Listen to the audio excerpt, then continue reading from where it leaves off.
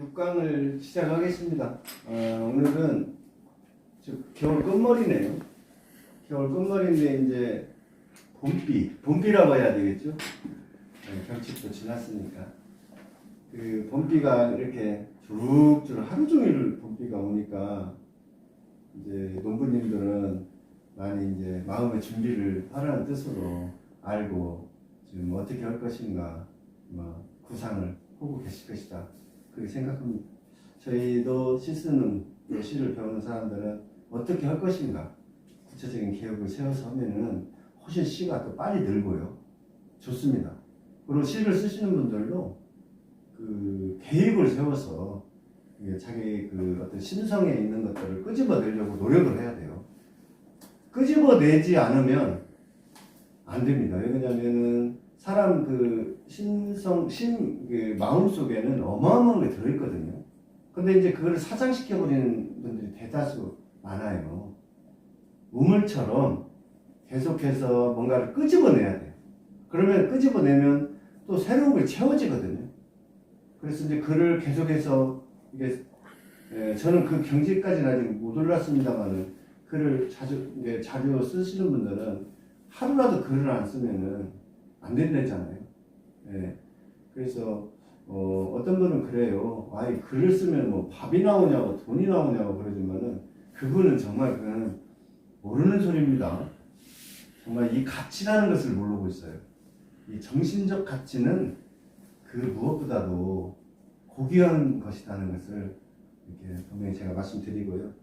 오늘 제 6강에서는 퇴고를 어떻게 할 것인가. 그것에 대해서 선생님들로 한번 알아볼까 합니다. 사실 퇴고는 어느 정도 글을 쓰는 그 선생님들에 한해서 할 수 있는 말이에요. 글을 이게 못 쓰는 분들은 시 세우기도 못 하는데 무슨 퇴고를 하겠어요. 이 강의는 어떻게 보면은 좀 글을 쓰는 분에 대해서 강의가 되지 않겠는가. 하지만 퇴고라는 것도 알아놓으면 다음에 내가 글을 쓰고 어떻게 이것을 글을 정리해 나갈 것인지 한번 생각해 볼 수가 있는 겁니다. 퇴고는 글을 다 쓰고 꼼꼼히 그걸 살펴보는 거예요.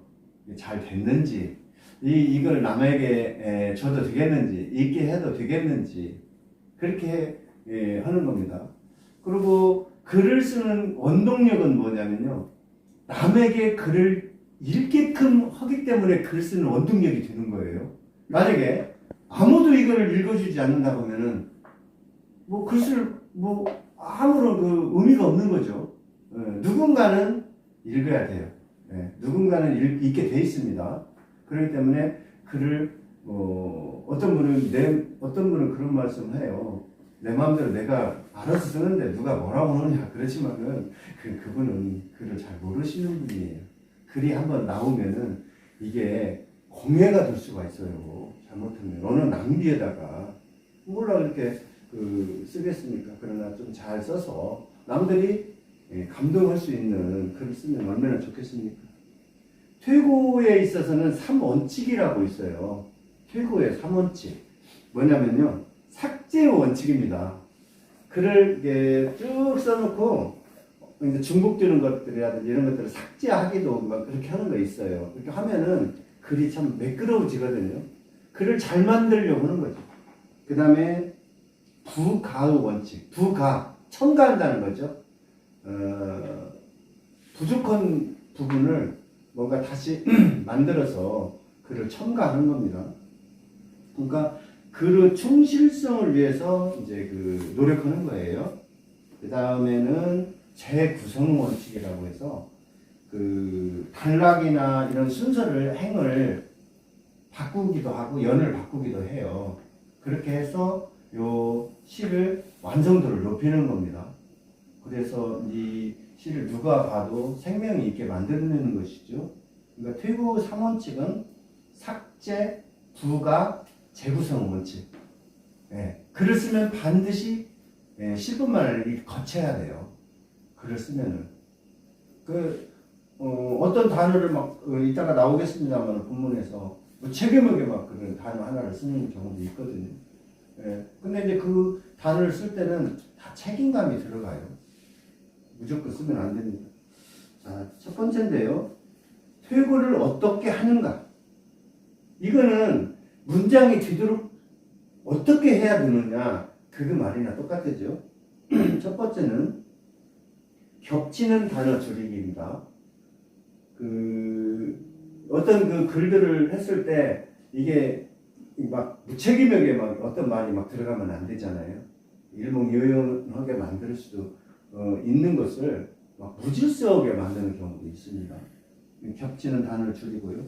또 겹치는 이미지를 줄이자 그런 말입니다. 이미지라는 것이 참 어려운 말이잖아요. 사실은 이미지라는 건 뭐냐면 그 노랑 하면은 개나리라든지 노랑 하면 노랑 병아리라든지 푸른 하면 푸른 하늘이라든지 이런 게 이게 이미지예요. 네, 그게 이미지예요.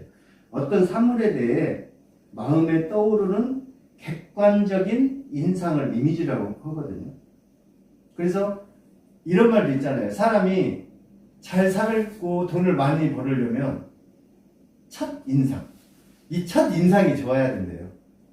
뭐 우락부락하고 그건 남성미 있고 그런 거는 그런 얘기가 아니고요. 첫 번에 사람을 딱 만났을 때 어떤 분은 성공하신 분이 수기를 읽으니까 이런 말씀하시더라고요. 그분은 우리는 생각할 때 바카스를 차게 먹으면 더 좋잖아요. 근데 그분은 다른 분을 만나기 전에 손도 다 데우고요. 바카스를 한 명을 호주머니에 넣어갖고 이렇게 데운대요. 그럼 그분은 처음에 악수 딱 하잖아요. 여기 손에 에세이도 나옵니다만 악수를 딱 하는 그 첫 인상이 차갑지 않고 또 어떤 분은 악수를 할 때 손만 이렇게 내밀고 손 하나 씹어 안 주는 사람이 있어요. 그러면 성이 없잖아요. 어느 정도 신뢰의 표시인데 이거를 잘해야 된답니다. 그래서 첫 인상, 좀 이미지를 그 사람에게 팍 심어주는 거예요. 좋은 이미지를. 그러면 그분께서 신뢰를 했기 때문에 다른 것도 다 잘 된다네요. 그 통계적으로 나와 있다고 그럽니다. 그 다음에는 내가 하고자 하는 말을 했는가.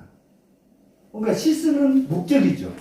목적이 없이 시 쓰는 분들도 있어요. 근데 약간의 이 목적이 필요해요. 어떤 방향이 필요합니다. 아, 오늘은 봄비가 내리니까 봄비를 제목으로 주제로 한번 써봐야 되겠다. 뭐 이제 이렇게 그런 어떤 내가 하고자 하는 말, 목적이 있는가 이렇게 물어보는 새로운 생명으로 반전 사유 관조인데요. 탄생했는가 그거예요. 제 그 생명의 시에서는 3대 축이죠. 반전 사유 관조. 이게 안 들어가면 시가 아니라고 제가 분명히 얘기했어요. 네, 그렇습니다. 반전은 뒤바뀌어 변하게 하는 것을 반전이라고 해요. 뭐 예를 들면 이 연필이 이렇게 있습니다. 이 연필을 세워놓고 보면은 미사일처럼 보일 수 있잖아요. 그러면 이 연필이 미사일로 변하는 거예요. 이게 반전이라는 겁니다. 반대되는 개념이 아니에요. 예, 예를 들면 정우성 씨의 선생님 시에도 나오지만은 나팔꽃 씨를 환약인 줄 알고 보는. 그러니까 씨가 환약으로 되는 겁니다. 그래서 그게 반전이라는 겁니다. 사유, 생각하고 궁리함, 네, 생각은 끝지점이라고 그랬어요. 그 모든 인간은 지적 작용과 분별력 이걸 사유라고 해요. 이게 이제 여기 저 같이 계속 공부하시는 선생님들은 너무 쉴 거예요. 이제 하도 많이 들어서. 근데 다른 선생님들 잘 모릅니다. 굉장히 어렵게 생각해요. 근데 이제 이거를 어렵기도 해요. 사실은. 그렇게 계속해서 하면 쉽습니다. 관조입니다. 고요하게 어떤 것을 쳐다보면 그것이 나한테 해주는 말. 이게 관조거든요. 볼관에 빛을 조예요. 그러니까 시에는 반전, 사유, 관조가 있어야 한다는 거. 그러니까 결과적으로 이 퇴고란 뭐냐면요. 간결한가, 통일성이 있는가, 의미 전달이 잘 되었는가, 내 목소리가 들어있는가. 딱 이 네 가지예요. 네.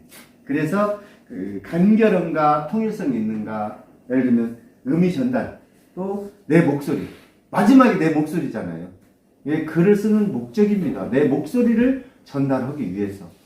나의 어떤 의사표시를 하는 거죠.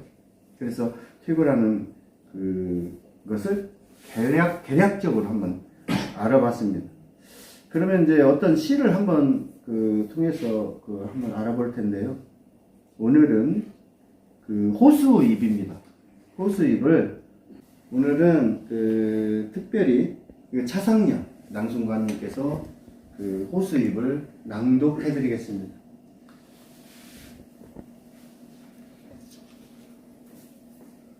호수의 입 김분홍. 호수는 한 번도 제 입을 연 적이 없지.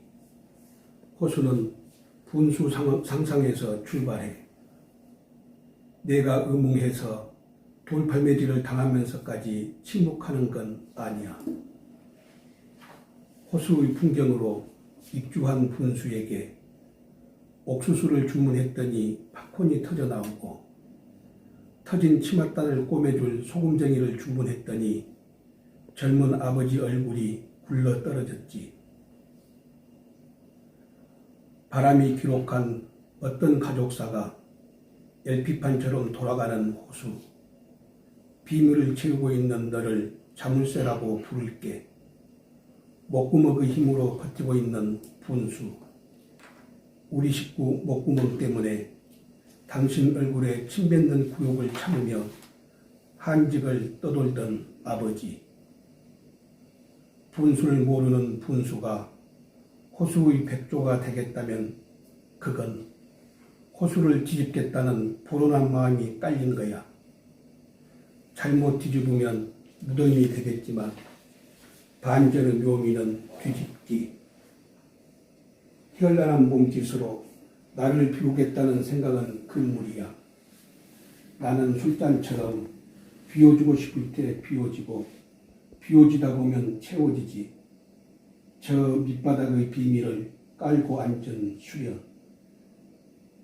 제잘되지 말고 제발 입 좀 닥쳐줄래? 내가 입을 열면 세상이 뒤집어져. 아, 네. 허스키한 목소리가 참 매력 있죠. 예, 사람을 빨려들게 합니다. 그것도 첫인상인 것 같아요. 아까 말한 것처럼 인상이 참 좋습니다. 중후해서 좋은 것 같아요. 자, 호수의 입입니다. 호수의 입이 참 호수의 입이 어디에 있을까요? 예, 한번 알아보겠습니다. 호수는 한 번도 제 입을 연 적이 없지. 호수는 물이 채워졌을 때 호수라고 그래요. 물이 빠지면 호수가 아닐 수 있습니다. 예, 그렇기 때문에 호수는 언제든지 물을 담고 있어요. 예, 연 적이 없어요. 이게 이제 물론 뭐 가뭄이 들어서 다 이제 호수가 바닥 날 때도 있겠지요. 호수는 분수 상상에서 출발해. 이 말은 뭐냐면요. 호수에 요즘 이렇게 지자체 같은 데서도 분수들을 이렇게 설치를 많이 해놨어요. 예, 우리가 이제 분수대도 있습니다만 이렇게 해서 관광객 유치도 하고 다른 분들에게 내방객들을 위해서 이렇게 많이 해놓은 곳이 있습니다. 그러니까 호수를 딱 생각하면은 무엇이 생각해? 나냐면 분수가 상상된다 이 말입니다. 똑같이 이렇게 쓰면 되는 거예요. 내가 의문에서 돌팔매질을 당하면서까지 침묵하는 건 아니야. 의문하다는 것은 잘 아시죠? 겉으로는 어리숙하고 엉뚱한 어떤 복심을 가지고 있는 거예요. 복심. 마음이 두 개라는 얘기죠. 여러 개의 마음을 갖고 있는 거예요. 그러니까 사람이 어떤 대화를 할 때 복심을 가지면 안 돼요. 복심을 가지면 대화가 잘 이루어지지 않고 진실성이 또 아니면 진정성이 결여되게 되어 있습니다. 그러니까 대화를 할 때는 진정성을 가지고 대화를 해야 그게 의미 전달이 잘 될 수 있다고 그럽니다. 돌팔매질을 당하면서까지 침묵하는 건 아니에요. 침묵이라는 건 참 많이 나와요. 이 시를 읽어보면 시간, 침묵. 하여튼 시 한 편에서 하나, 두 개 단어는 꼭 나오는 것 같아요. 저도 글을 써보면 시간이라는 침묵, 허공 이런 거 좀 제가 자주 쓰는 편인데요. 침묵도 언어의 한 형태라고 생각하잖아요. 언어예요, 침묵도. 그래서 침묵은 말의 시작이요, 또 말의 끝입니다. 침묵이 말 않는 것이기 때문에 의사 표현을 않는 게 아닙니다. 침묵도 하나의 의사 표현이거든요. 호수 풍경으로 입주한 풍경이에요. 호수 풍경이 들어가면 호숫가에 뭐 새들도 있고 나무도 있고 이제 이러잖아요. 그 풍경에 하나의 또 이제 그 분수를 설치를 한 거예요. 입주한 분수에게 옥수수를 주문했더니 팝콘이 터져 나오고 터진 치맛단을 꿰매줄 소금쟁이를 주문했더니 젊은 아버지 얼굴이 굴러떨어졌지 그랬어요. 이건 큰 의미는 없습니다. 왜냐면 상상이라고 분명히 왜 분수 상상이라고 해놨거든요. 그렇기 때문에 옥수수를 이제 분수한테 이제 요즘 그 분수 쇼가 많이 있지 않습니까? 분수 쇼를 이렇게 하면 음악에 맞춰서 분수가 이렇게 그 어떤 형상을 만들어내거든요. 그러니까 거기다가 이제 옥수수를 좀 줘봐 그랬더니 팝콘이 분이 나와버린 거예요. 그 다음에 터진 치마탄을 꿰매줘. 소금쟁이가 이제 호수에 보면 소금쟁이가 많잖아요. 그럼 이게 착착 지나가면은 비 오는데 특히 그렇습니다. 지나가면 딱 이게 했다가 다시 꿰매지잖아요. 그런데 그런 상상을 쓴 거예요. 젊은 아버지 얼굴이 굴렀더니 너무 상상을 너무 많이 가버렸네요. 제가 한번 물어볼게요. 소금쟁이가 물에 뜨는 이유. 소금쟁이 물에 떠다녀요. 이렇게 걸어가거든요. 근데 이제 소금쟁이가요, 다리가 6인데요. 뜰 수 있게끔, 표면 장력이라고 하잖아요. 뜰 수 있게끔 털이, 보송보송이라고 하는데 털이 이렇게 많이 났답니다. 그래가지고 표면 장력을 이길 수 있도록 그렇게 다리가 돼 있다네요. 그래서 이 다리가 6개인 이유도 이렇게 무게중심을 분산시키려고 이렇게 했다고 그럽니다. 바람이 기록한 어떤 가족사가 LP판처럼 돌아가는 호수. 흔히 호수를 가면 갑자기 바람이 불면 이렇게 판문이 일어요. LP판처럼 돌아갑니다. 그렇게 쓴 거예요. 비밀을 채우고 있는 너를 자물쇠라 부를게. 물이 딱 호수를 딱 자물쇠를 잠궈서 비밀을 딱 속에를 볼 수 없게끔 딱 비밀을 채워버렸잖아요. 네, 그래서 너를 자물쇠라고 부른 거예요. 좀 굉장히 좀 어려우면서도 사실은 재밌게 썼어요. 몇 번 읽어볼 필요가 있습니다.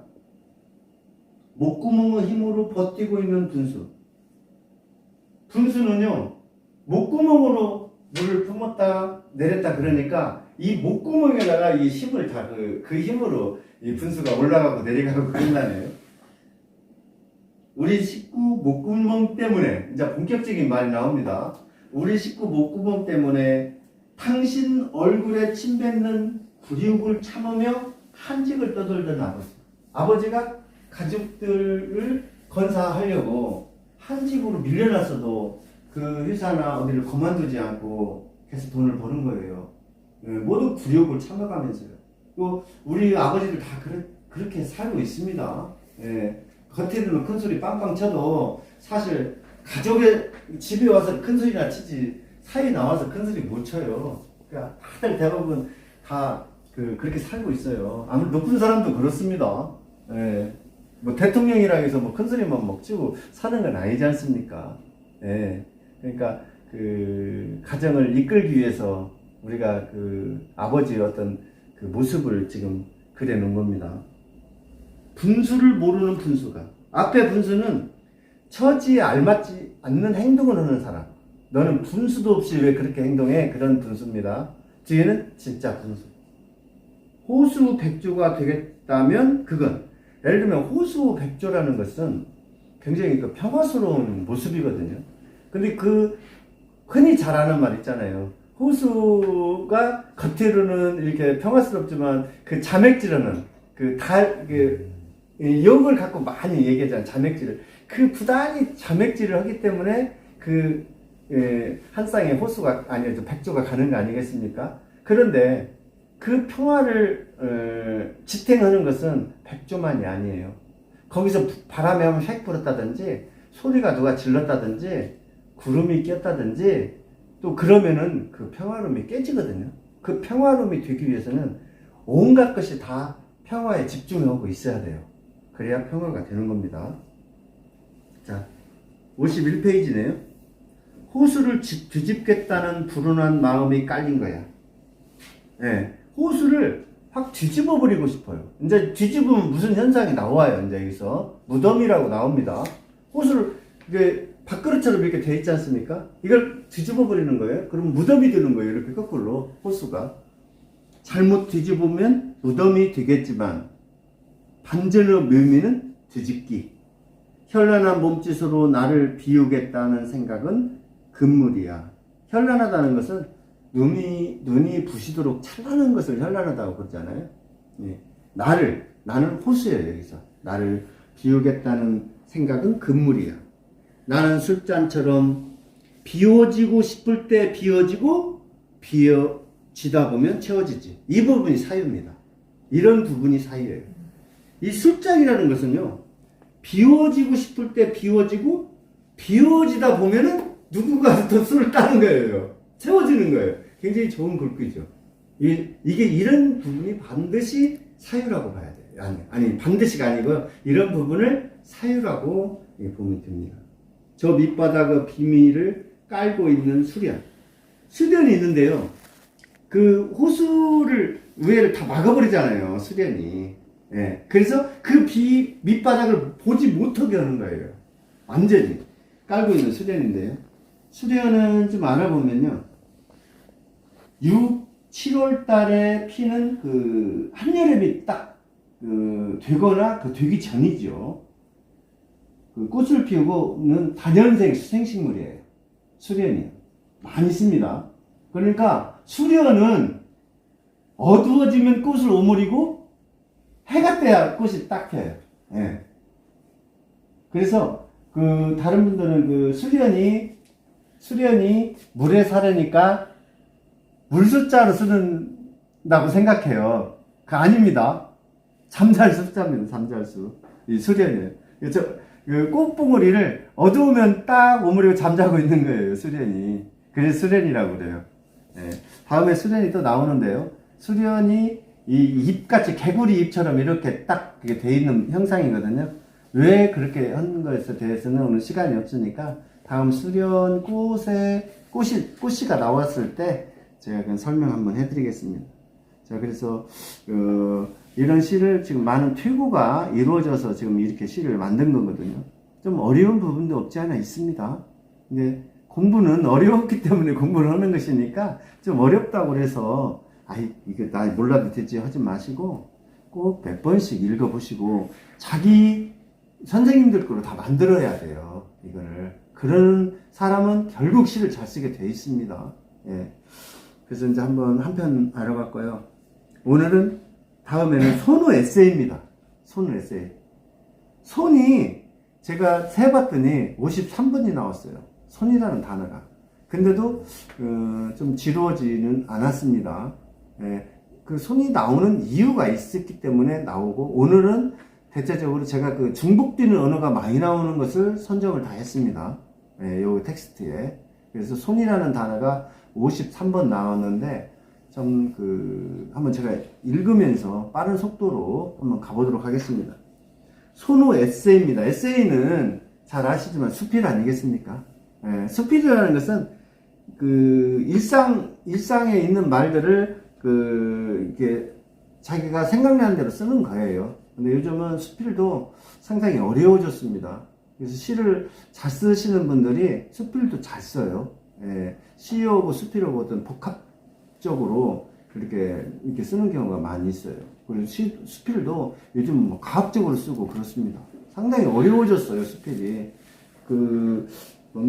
피천득 선생님께서 수필 손 가는 대로 이렇게 쓴다고 그러잖아요. 근데 지금은 상당히 그게 변형이 많이 돼서 상당히 좀 어려워지기도 했어요.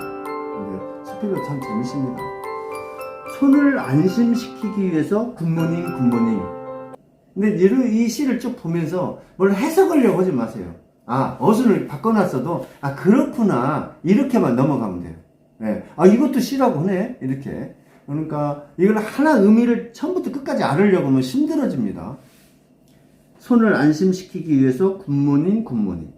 손에게 손을 주거나 다른 것을 주지 말아야 한다. 손을 없게 하자. 이제 손을 없게 하는 거예요. 지금 손이 없는 거예요. 침묵의 여기서 완전한인데 완전한은 좀 빼면 좀 의미가 더 좋을 것 같습니다. 침묵의 몸을 세우기 위해서 어느 순간 손을 높이 던지겠다. 손이 아닌 채로 돌아와 주면 좋을 일이네요. 손이 아닌 것으로 나타나면 좋을 것이다. 굿모닝 굿모닝. 각오가 필요하다.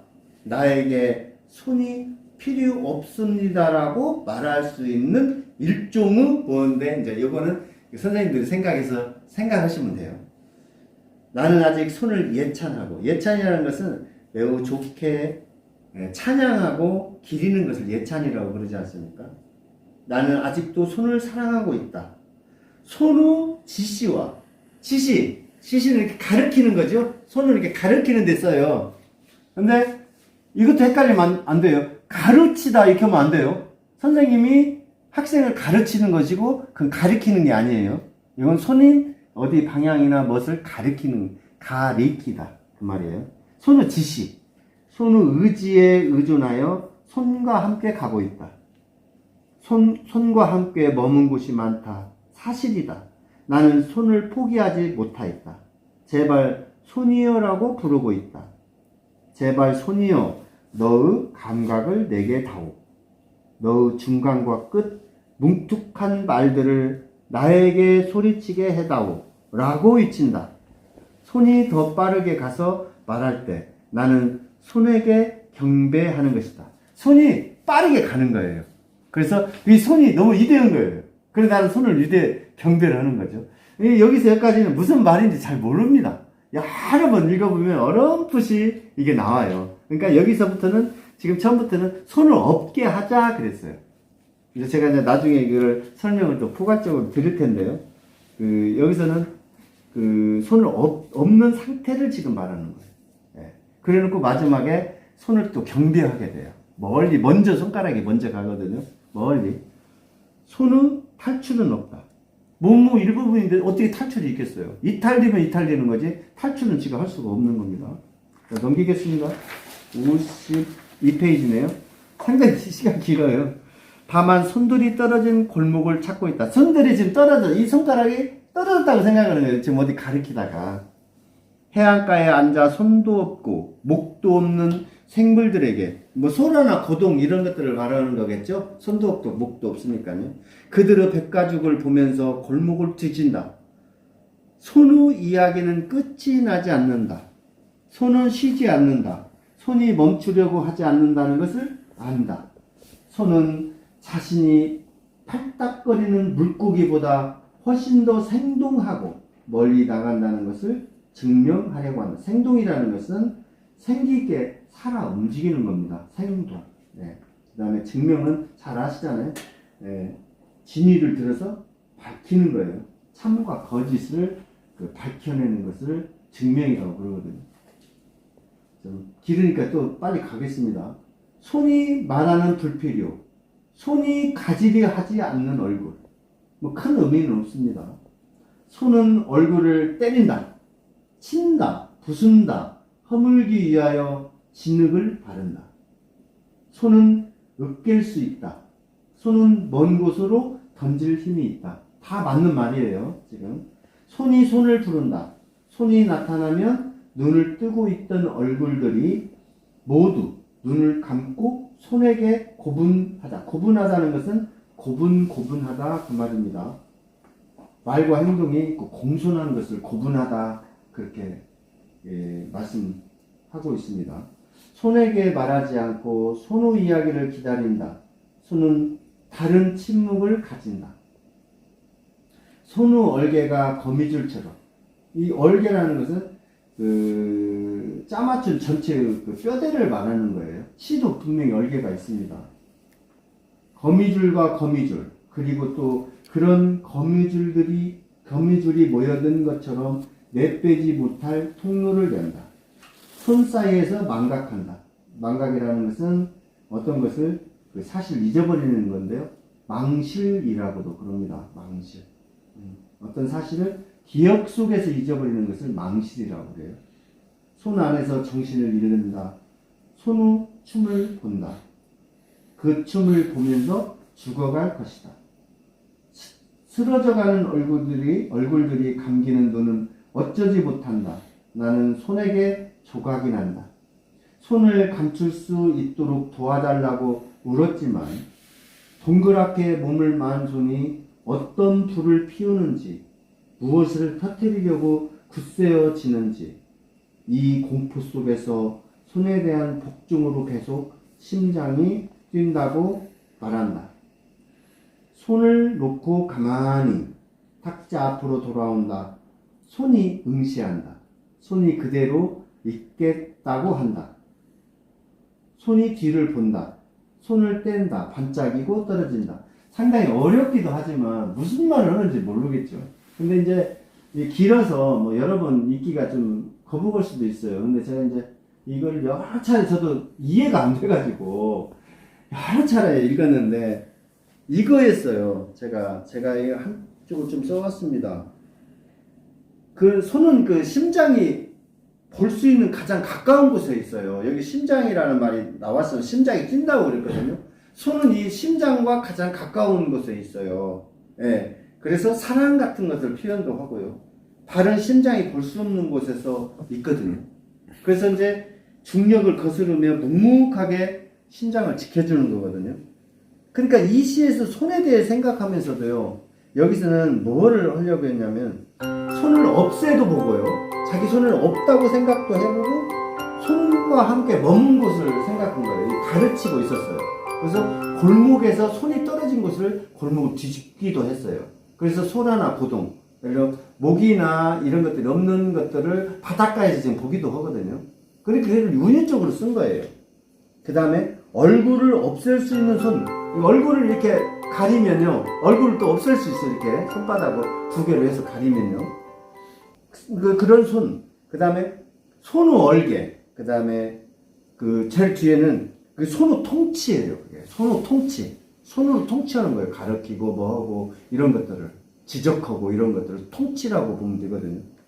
이런 그 전개를 한 거예요. 상당히 어렵습니다. 어려운데 그래도 한 번씩 이런 것도 시라는 거, 그것도 어디 이게 큰 신춘문예 상도 받은 그 시인데요. 동아일보인가 그럴 겁니다. 근데 처음에는 좀 저도 의아했었어요. 그래서 한번 텍스트를 넣어놓고 좀 어렵기 때문에 한 번 더 이렇게 선생님들께 선을 보여야 되겠다 해서 한 거니까 좀 어렵더라도 한 번씩 읽어보고 이해하려고 노력하면 돼요. 그냥 어느 정도 선에서. 그래서 제가 이제 그 심장이라는 말이 나왔는데요. 너무 이제 지루하실 것 같아서 제가 이제 또 지루하면 또 이제 여담을 하지 않습니까? 사람의 피가 이제 심장에서 이렇게 가잖아요. 그래서 발끝을 돌아서 이렇게 이제 정맥을 통해서 돌아옵니다. 돌아오는데 우리가 이제 그 걷기를 하라고 하잖아요. 걷기. 그래가지고 이 발의 역할을 봤어요. 이 피가 이 심장에서 온몸을 돌아서 한 바퀴 돌아 나오는데 몇 분 정도 걸리겠습니까? 시간이 있잖아요. 아니 이게 어느 정도 걸리는 것이. 피가 이 온몸을 돌아서 다시 정맥을 통해서 심장으로 다시 들어와요. 이게 들어오는데 나갈 때는 허파를 통해서 나가거든요. 왜 그러냐면 우리가 숨을 쉬는 것은 이 피에다가 산소를 공급해주면 이 산소를 온 몸으로 다리고 다니면서 피가 다 공급을 해줘요. 그래서 살아요, 이게. 피 원리는 산소나 영양분을 공급해주는데 심장에서 나갈 때는 허파를 통해서 이렇게 동맥을 통해 나가거든요. 피가요. 그런 허파를 통하는 것은 산소를 거기다 공급해주는 거예요. 우리 숨을 쉬는 것은. 근데 1분 걸린다. 1분. 한 바퀴 돌아오는데 1분이 걸린다. 우리 전체 그 인체 그 혈관 길이를 다 재보니까 10만 킬로 정도 돼요. 어마어마하죠. 10만 킬로. 그런데 이제 우리가 걷기를 하는 이유를 알아야 돼요. 뛰는 것도 좋지만 제대로 걷기를 우리가 요즘은 뭐 만보 해라, 5,000보 해라 그러잖아요. 근데 걷는 이유를 발바닥을 서울대학교에서 조사를 해봤어요. 그러니까 어떻게 있는 발바닥에 있는 그 피가 올라올 수가 있냐. 예. 그래서 어떤 분은 거꾸로 매달려 가지고 있어요. 얼굴에 피가 막 쏠리잖아요. 상당히 위험하다 보니까 아무나 하면 안 됩니다. 그거는. 그러니까 다리에 있는 피가 잘 때 약간 좀 피곤하면은 벽에 하나 정도, 베개 하나 정도를 베고 자면 좋다네요. 그런데 걷기를 하는 근본적인 이유는 근육을 만들기 위해서 걷기를 하는 게 아니고, 그렇죠. 근육에 도움이 되겠지만은 발에다가 압력을 줘가지고 피를 빨리 순환을 시킨대요. 빨리. 그러니까 걷기의 원리는 피를 빨리 좀 더 순환을 시키려고. 1분 안에 돌아와야 되는데 못 돌아오는 거예요. 그러면 산소를 다리나 끝머리까지 가야 되잖아요. 이런 뇌혈관이나 이런 데로 가야 되는데 빨리 공급을 해줘야 하는데 못하니까 참 움직여진답니다. 그러니까 저도 이제 뭐 매일 그러지만, 아니 강의 때문에 그러지만은 저도 돌아다니는, 아니 뭐 걸어다니는 그 종합병원이라고 그러잖아요. 제가 당뇨가 있어서 저도 걷기를, 어떤 선생님께서 이 그 유튜브를 보더만 그 걷기에 마니어가 계세요. 네. 남양주 사시는데 그분이 저한테 꼭 부탁을 해요. 언제든지 선생님은 걸어야 산다고. 그래서 걷기가 그만큼 중요하다는 겁니다. 그래서 이제 심장이 나와서 다 아시는 거지만은 제가 한번 말씀드려봤습니다.